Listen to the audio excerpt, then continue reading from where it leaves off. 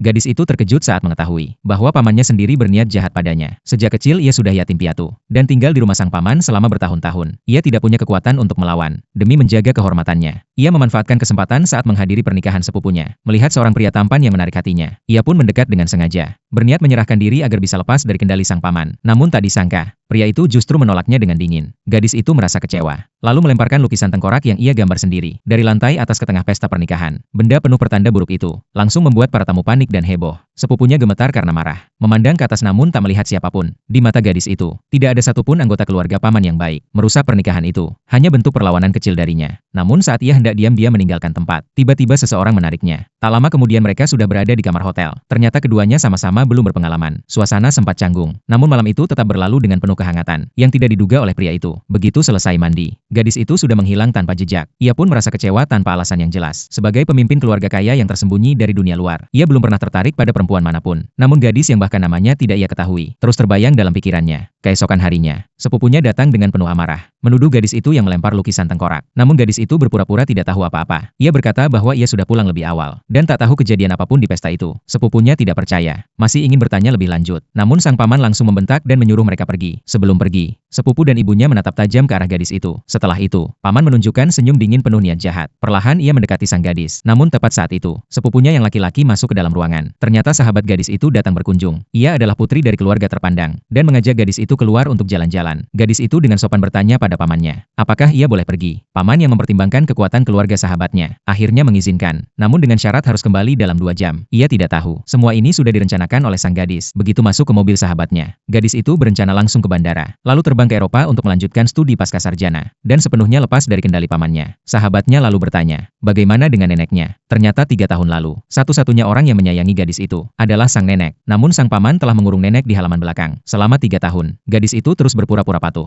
hanya demi bisa bertemu sang nenek. Namun hingga sekarang, ia tetap tidak diizinkan menjenguk. Kini ia benar-benar sudah putus asa, dan memilih kabur terlebih dahulu. Tepat saat itu, deretan mobil mewah berwarna hitam muncul di ujung jalan. Pintu mobil terbuka perlahan, dan seseorang yang tampak familiar namun asing, telah berdiri di sana. Diam-diam menunggunya.